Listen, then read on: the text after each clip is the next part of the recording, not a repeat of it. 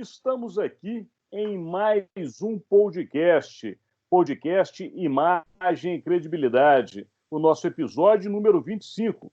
Nós, Imagem e Credibilidade, sempre juntos, ainda que não fisicamente, juntos pelo Jornal de Brasília, através do site do JBR e também das nossas residências, para poder levar até você um pouco das informações, dos bastidores dessa semana para lá de tumultuada que aconteceu em Brasília. Daqui, Alexandre Jardim. E daí?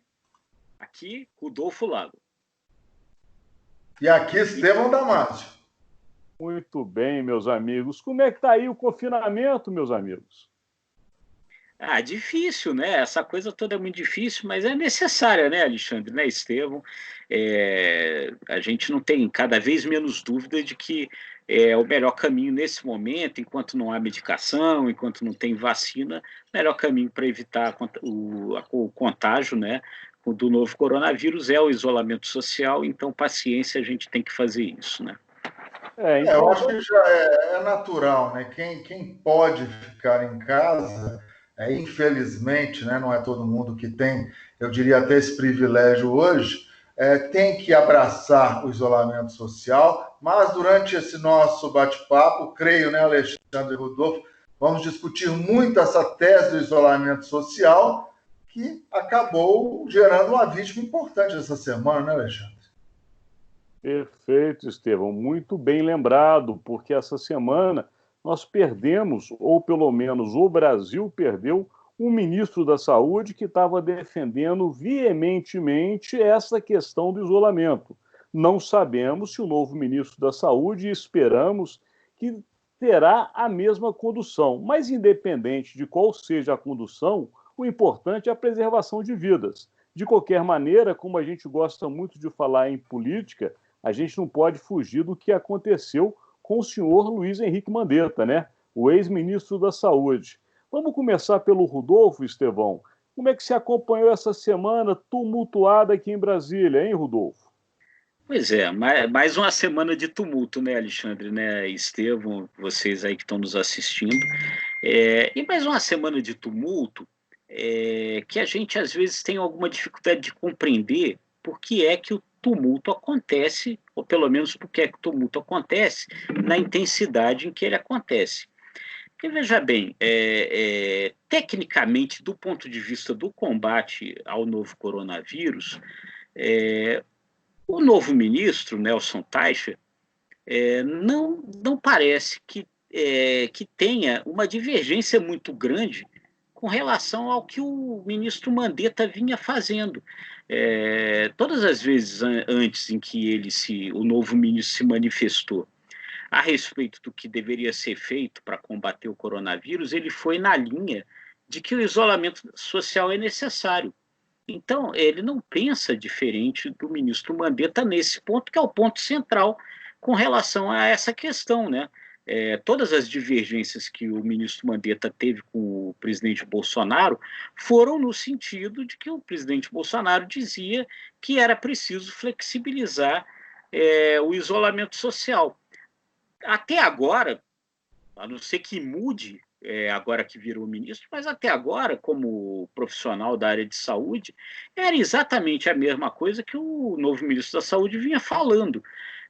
Então, assim, a sensação que a gente fica é que a razão da demissão e da troca, da substituição, não foi uma razão técnica. Foram outros motivos, outras razões que vão além da questão médico-sanitária, né? Que aí talvez só o próprio presidente Bolsonaro possa nos explicar que razões são essas, né? Na sua opinião, Estevão, o que levou a tudo isso? Eu particularmente entendo que já era um final esperado, né? Toda a imprensa, a própria sociedade, com o andar da carruagem, já esperava esse desfecho.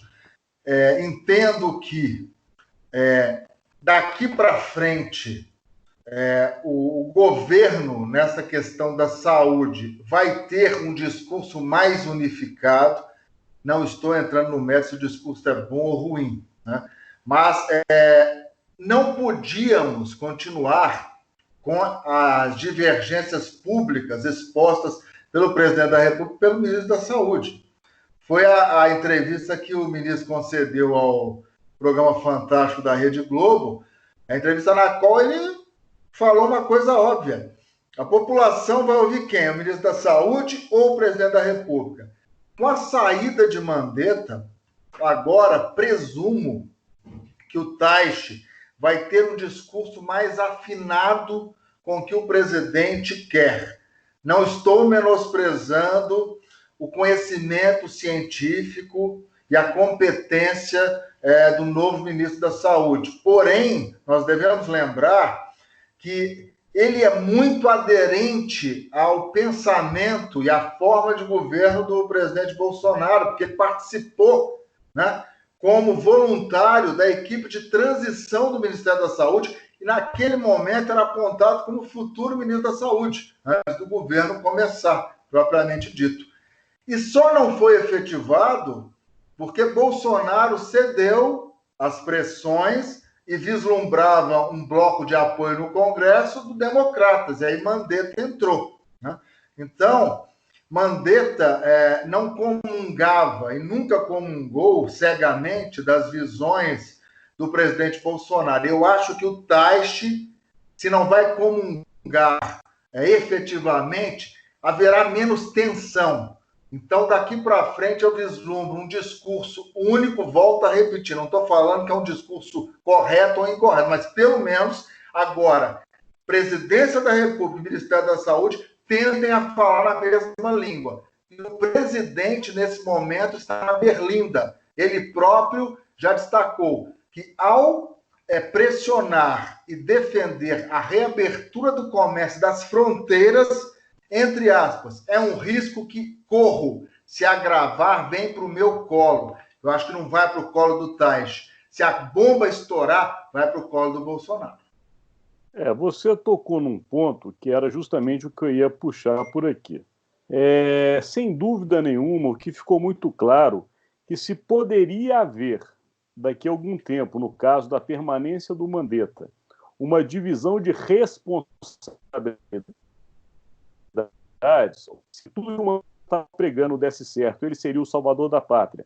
Mas se, por outro lado, o que o Bolsonaro, ou o presidente Jair Bolsonaro fala, também não desse certo, ele seria também o senhor da razão. Enfim, com a mudança, ele vira o responsável único. Não há mais a quem dividir a responsabilidade. Jair Bolsonaro puxou para si a responsabilidade completa disso. Ontem, inclusive, eu trocava mensagens com uma integrante do segundo escalão do governo, que tem conversado muito comigo nesse período dessas crises, e ela perguntando justamente qual era a minha percepção diante da troca do ministro. E eu falei com ela o seguinte: para mim, foi um tiro no escuro que o presidente deu, só que pode ser ricocheteado e voltar nele. Ela falou assim, mas ele gosta de assumir riscos, ele é uma pessoa que tem esse temperamento. E eu respondi, eu concordo que ele assume riscos e, na maioria das vezes, inclusive, os riscos são positivos para ele. Só que, neste cenário especificamente, há uma variável que é muito grande e muito arriscada, chamada vida humana. Portanto, não é apenas uma jogada política, é uma jogada política que pode ter uma consequência que leva a mortes de brasileiros. Por isso, eu acho que o presidente fez um jogo arriscadíssimo. Ele, de fato, puxou para ele e para o colo dele a responsabilidade. Agora, eu vou ser um pouco contrário ao que vocês disseram, meus amigos, porque eu não tenho tanta certeza, mas também é uma opinião muito pessoal, que o novo ministro Nelson Taixe seguirá completamente as orientações do presidente, justamente porque ele é um médico que é muito respeitado no Rio de Janeiro. A história que ele fez na medicina, uma história que, inclusive, galgou para chegar onde ele chegou. Ele é de uma comunidade médica e acadêmica a qual ele vai voltar. Governos, a gente sabe que são transitórios. A carreira é permanente. Ele também não vai querer se queimar junto aos membros que circulam na profissão com ele, inclusive a sociedade da onde ele mora, que é o Rio de Janeiro, que a gente conhece, é uma sociedade bem aguerrida e que cobra na chincha do cara, inclusive o vizinho dele. se ele tomar atitudes que amanhã vão se transformar, infelizmente, em mortes. Portanto, eu acho, a minha visão de estar alinhado com o presidente politicamente é um fato. Só que se em algum momento esse alinhamento significar mortes, eu acredito que será mais uma saída de um ministro em pouco tempo. Mas é só uma opinião. O que vocês acham disso aí?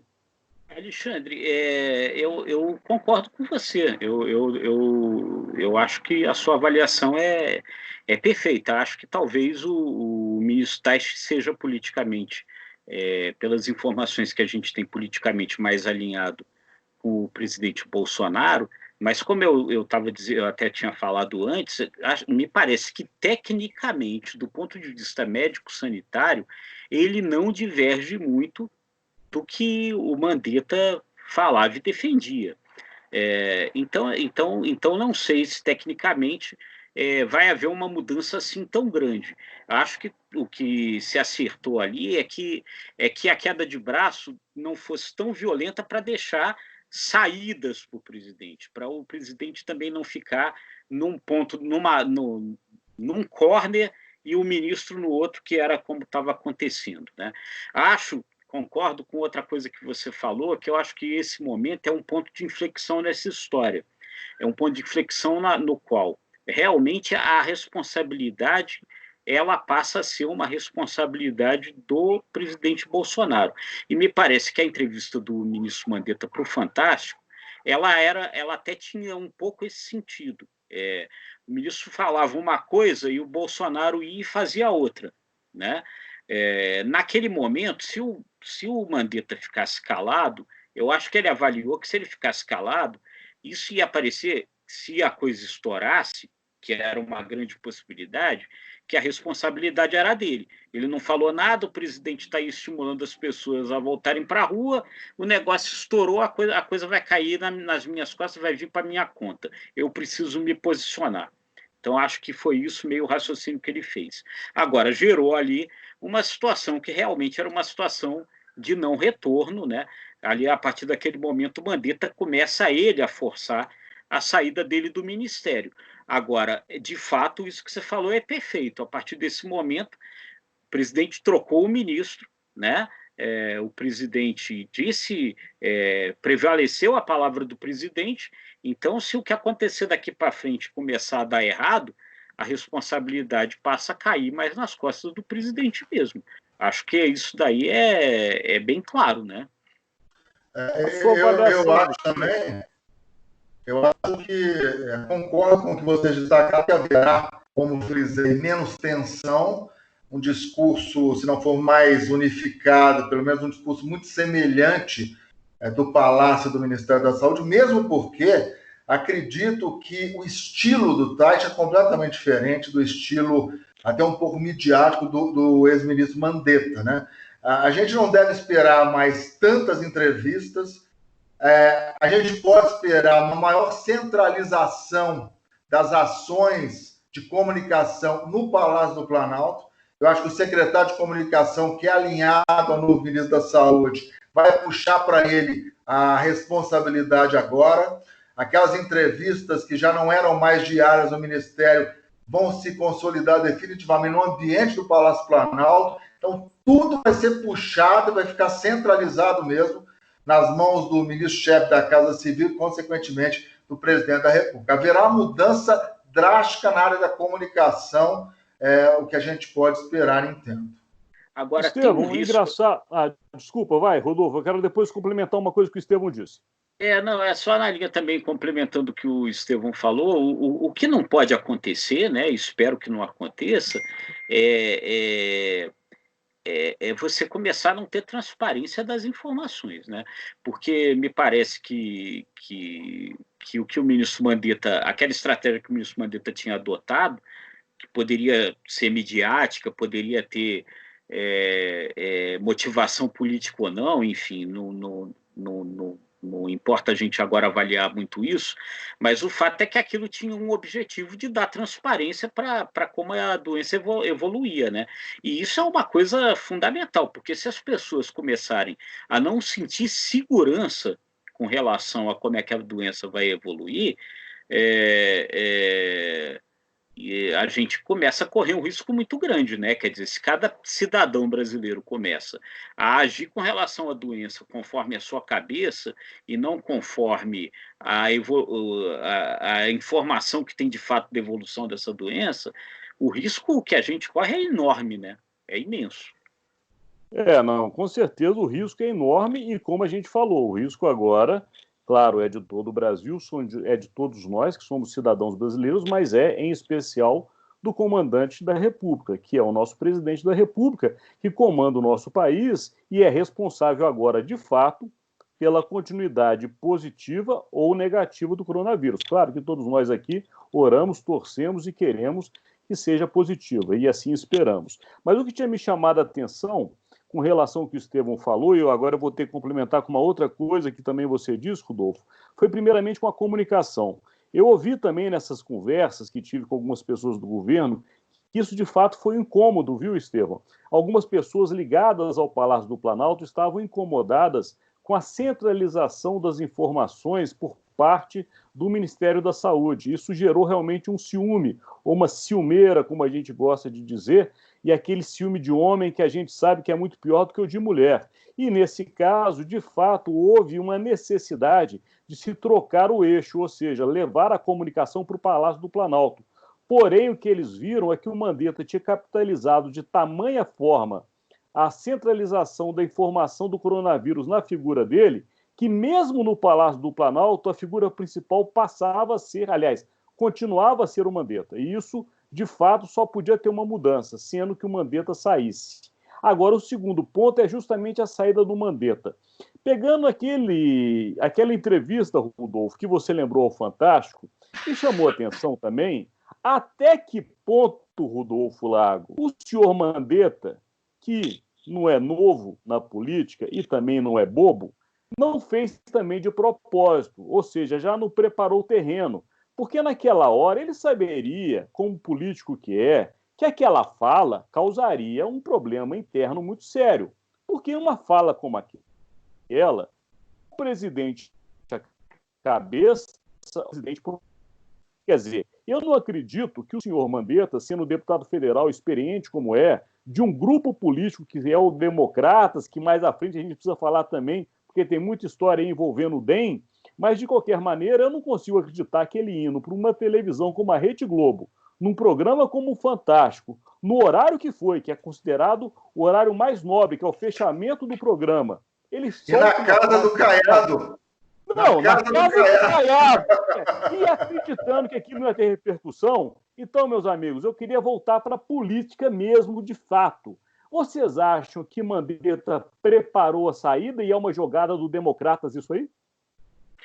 Eu acho, assim, não tenho muita dúvida disso, não. Eu acho que você vinha já, né, há várias semanas nessa queda de braço violenta, né, do Mandetta com o presidente, né, sendo que até a entrevista do Fantástico, a minha sensação é que os momentos aí mais radicais, mais fortes, eram do presidente, né? O Mandetta falava uma coisa, o presidente fazia algum gesto no sentido oposto, mais radical, como ir para a rua, cumprimentar a pessoa, né? Ir na padaria, tomar refrigerante, essas coisas todas e tal. Aí o Mandetta vinha, aí entravam os bombeiros, sentavam, se acertavam, né? O Mandetta baixava a bola, tal, parará. A partir da entrevista do Fantástico, né? Que também, eu acho, ela foi reação a um momento também anterior, em que também o presidente radicalizou um pouco, porque durante a Páscoa o presidente fez mais de um gesto nesse sentido da flexibilização, passeando aqui por Brasília, né, gerando aglomeração, foi em padaria, tal, parará. Isso fez com que as pessoas começassem a sair de casa, né? A gente verificou que diminuiu, né, o isolamento social, mais gente na Páscoa começou a sair para a rua, E aí o Mandetta pega e dá essa entrevista com todos esses simbolismos aí, né? Escolhe dar entrevista no Palácio das Esmeraldas, sede do governo de Goiás, né? Na sede do governo do principal aliado dele, né? Na sede do governo de uma das principais personalidades do DEM, do partido dele, que é o partido do presidente da Câmara, Rodrigo Maia, que me parece que aquilo foi tudo, sim, de caso pensado, no seguinte sentido. Ele tinha dito, eu não saio, você que me demite, então eu vou dar as condições para que você me demita. E foi o que aconteceu, né? E foi o que E você, aconteceu. Estevão, o que você vê dessa história aí? Totalmente de acordo com a exposição do Rodolfo. Foi uma coisa pensada, planejada. No primeiro momento, como o Rodolfo já destacou um pouco atrás desse nosso bate-papo, para transferir a responsabilidade para o próprio presidente da República. Eu estou fazendo o possível, estou me baseando na área científica. Eu e a minha equipe estamos trabalhando sem interferências políticas, nem interferências econômicas. Se a porteira abrir, não fui eu, ele preparou o terreno para sair por cima. Na entrevista dele, que foi na véspera da demissão, que eu até postei no Facebook, impressionante o equilíbrio e a maturidade do Mandetta nesta sua entrevista, entre aspas, de despedida, porque foi uma entrevista de despedida, ele deixou claro, ele está certo, e é uma coisa que nós deveríamos até encarar com naturalidade. Há uma hierarquia. Quem manda é o presidente da República, ele é subordinado. Se ele defende um caminho e o presidente defende outro, manda quem pode, obedece quem tem juízo. Ele não quis obedecer, naturalmente, por ser médico, por não contrariar até os dogmas dele, e prevaleceu a posição do presidente da República. Agora, quem está pressionado, além do Bolsonaro, é o novo ministro, né? Porque se ceder demais, como você frisou, Alexandre, vai ficar mal com a própria classe, com a própria categoria. Não, vai ficar com certeza, mas eu vou agora para um jogo mais rasteiro. Eu vou para um jogo da política e um jogo que é sujo.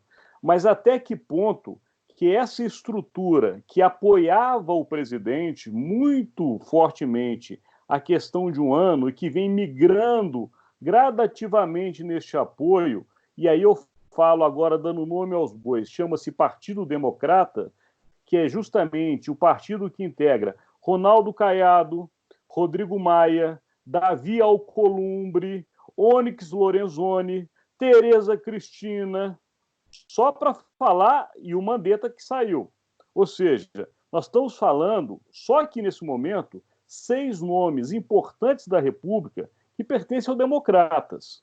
O Democratas é fundamental na sustentação de qualquer governo. Ele hoje está funcionando semelhante ao que nós vimos na nossa vida de repórter até pouco tempo atrás, acontecia com o MDB, o antigo PMDB.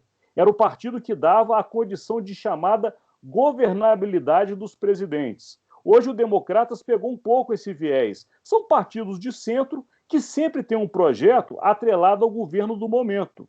Só que o que me pareceu é que o Democratas está querendo se desarticular politicamente do presidente para se articular eleitoralmente para 2022. Me pareceu um movimento que não é um movimento de um ministro que não está dando certo com o presidente, ou de um presidente da Câmara que não está gostando dos rompantes. Não. Está me parecendo, meus amigos, um jogo combinado, um jogo de um time de profissionais da política que está preparando a cama, como a gente gosta de dizer, para deitar em seguida, e já com o olho no jogo de 2022. Quero ouvir a opinião de vocês sobre isso, se eu estou exagerando na minha ideia política ou se tem algum tipo de lógica nisso aí. Vamos lá, Rodolfo. Não está exagerando não, Alexandre. A gente já falou aqui em outros podcasts que está se desenhando muito uma possibilidade de que a disputa da sucessão ela seja uma disputa mais pelo lado conservador, né? O que muita gente vislumbra é a possibilidade de você ter mais de uma alternativa nesse campo conservador, e é por aí que vai João Dória, né? Governador de São Paulo, é por aí que vai o Wilson Witson, governador do Rio de Janeiro, é por aí que vai o Rodrigo Maia, né?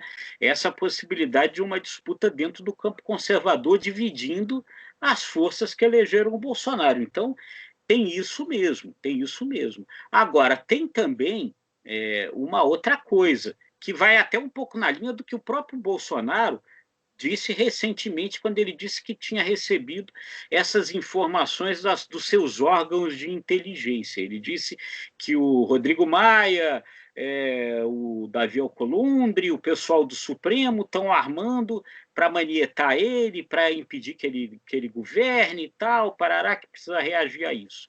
Tirando os exageros do presidente Bolsonaro, isso daí é verdade.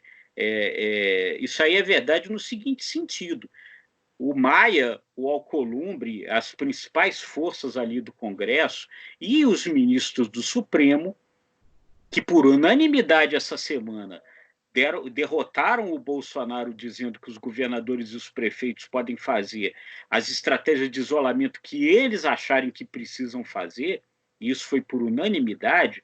Enfim, Maia, Alcolumbre, principais lideranças do Congresso, ministros do Supremo, estão, sim, é verdade, hoje num acordo tácito para evitar arroubos do presidente Bolsonaro. Qualquer coisa na prática que o presidente Bolsonaro faça no sentido de contrariar as instruções da Organização Mundial de Saúde no que se refere ao combate ao coronavírus, essas forças estão unidas e vão impedir que se faça. Isso existe, de fato. Quero ouvir o Estevão. Bem, eu já coloquei aqui, né, nós já comentamos que Rodrigo Maia não esconde que é pré-candidato à sucessão em 2022. Ele fez isso já publicamente, se colocou à disposição, está tentando se consolidar como uma das principais lideranças no enfrentamento ao coronavírus, passou a dar entrevistas à imprensa diariamente, entrou numa queda de braço muito forte com o ministro Paulo Guedes, deu uma entrevista à revista Veja, na qual critica muito o presidente Bolsonaro e não poupa Guedes, a quem fala que o ministro Paulo Guedes, entre aspas, não é sério, ou seja, o presidente Bolsonaro está muito pressionado porque não conseguiu, em nenhum momento, nesse sistema de governo onde o executivo depende demais do legislativo, ele não conseguiu criar um elo entre esses dois poderes, é só atravessar a rua, ele não conseguiu fazer isso. E, com isso, fortalece uma aliança entre Rodrigo Maia, boa parte dos ministros do Supremo e o presidente do Senado, Davi Alcolumbre, contra as ações do presidente Bolsonaro. Então, o próprio presidente já está procurando representantes do Centrão para tentar minar esse poder do presidente da Câmara. Isso não é bom para o país. Essa guerra fraticida que está sendo travada, o país perde, a economia perde, já vai caducar a medida provisória do Programa Verde e Amarelo, que visa dar empregos para jovens com menos de 18 anos e idosos acima de 65 anos. O Alcolumbre já não vai votar essa medida provisória. Enfim, essa disputa política para lá de antecipada de 2022 vai trazer muitos prejuízos ao nosso país. Bolsonaro não tem a habilidade política necessária para desfazer esses nós. Eu concordo que a coisa está muito acirrada e acho que acirrou mais desde ontem. Inclusive, eu anotei para trazer aqui para a gente duas frases que me chamaram a atenção. Uma dita pelo presidente da República, numa entrevista ontem à CNN, e outra dita justamente pelo Rodrigo Maia, em resposta ao próprio presidente. Numa das falas do Bolsonaro, e foram várias falas pesadas contra Rodrigo Maia, ele chegou a falar que a atuação de Rodrigo Maia é péssima. Ele tem uma péssima atuação como presidente da Câmara dos Deputados. E foi mais longe. Ele disse o seguinte: ele, no caso Rodrigo Maia, tem que me respeitar porque eu sou chefe do Executivo. Ou seja, ele quase que peitou Rodrigo Maia. Rodrigo Maia, habilidoso que é, chegou e não respondeu na mesma altura, mas mandou um recado. dizendo que se o presidente joga pedras, o parlamento vai jogar flores. A gente sabe que no parlamento ninguém joga flores. O jogo é muito pesado e o parlamento, quando quer travar ações de governo, como o próprio Estevão lembrou agora, ele faz caducar. É simples travar um governo. Caduca-se tudo, não se vota nada e o governo está paralisado. E é muito simples fazer isso. Nós já vimos no passado e eu temo que isso seja feito no presente. Agora, o que eu quero chamar a atenção foi também uma fala de outro democrata. E esse democrata é um democrata de peso, porque é o presidente do partido, é o prefeito de Salvador, ACM Neto, o Antônio Carlos Magalhães Neto. Ele disse e chamou atenção, antes inclusive da queda do Mandetta, que os democratas deveriam ir com mais jeito nessa situação, porque além do Bolsonaro ser um presidente eleito, o Bolsonaro tinha o que ele chama de TTC. Vocês sabem o que é TTC, meus amigos? Não. Eu conheço aquele trabalho final, né? Aquele é TCC. Esses são 2 T's e um C. É tanque, tropa e canhão. Tanque, tropa e canhão. Ou seja, o ACM Neto colocou como um grave risco, inclusive, as instituições se acirrarem muitos ânimos, a gente poder ter consequências que não são boas para a democracia. Eu sei que os ânimos estão acirrados, mas também sei que nós estamos chegando perto do final. Então, eu queria pedir para vocês fazerem comentários finais e acrescerem alguma coisa nessa análise que estamos fazendo, porque a gente começou falando do ministro da Saúde e já estamos lá em 2022. Vamos lá. Enfim, nada disso é bom, né? Bastava o coronavírus, não precisávamos de mais essas coisas todas aí acrescidas, não. Eu queria só lembrar de uma última coisa aí com relação ao Congresso, que eu acho que é importante a gente acompanhar, que é esse requerimento aí que aprovaram, né? Que dá 30 dias para o Bolsonaro mostrar os tais exames que ele fez para dizer se ele estava ou não contaminado pelo coronavírus, né? Bem lembrado. Isso é mais uma ferramentazinha para ficar espezinhando o presidente, mais uma coisinha para encher o saco aí, enfim. É fato, é fato. E aí, Estevão, e você? Rapidamente, divergências na democracia são perfeitamente naturais, até compreensíveis. Agora, disputas envoltas em um clima de guerra, isso não. Né? Essa guerra envolvendo socorro aos estados, 3 meses, aí o Congresso quer 6 meses. Na verdade, houve uma disputa pela paternidade do socorro aos estados, né? Porque os parlamentares têm muitos interesses nos seus respectivos estados, obviamente. Então, a gente tem que acabar com esse clima o mais rápido possível, que prevaleça o bom senso e a responsabilidade. Muito bem, 2 bons termos. Bom senso e responsabilidade. E chegamos ao final, mas falando aqui para os nossos seguidores. Na semana passada, a gente tinha dado uma previsão de continuar o que estávamos tratando. Na semana que chegou, que é essa, tudo mudou. Portanto, fiquem atentos, porque nós não temos nem mais previsões a fazer. O cenário em Brasília está mudando a cada dia, mas nós estamos atentos. O Imagem e Credibilidade, junto com o Jornal de Brasília, para levar até você a melhor informação. Eu aqui me despeço. Alexandre Jardim, convidando a todos para a próxima semana. E daí? Aqui, Rodolfo Lago, também convidando vocês, agradecendo a audiência, inscreva-se nos nossos canais, ative o sininho para receber as nossas notificações e fica sempre com a gente. E aqui, Estevão Damasio. Obrigado, gente. Parabéns, Brasília, 60 anos. Opa! Verdade. Parabéns, Brasília. 60 anos. Abraços. Abraço. Valeu. Abraço.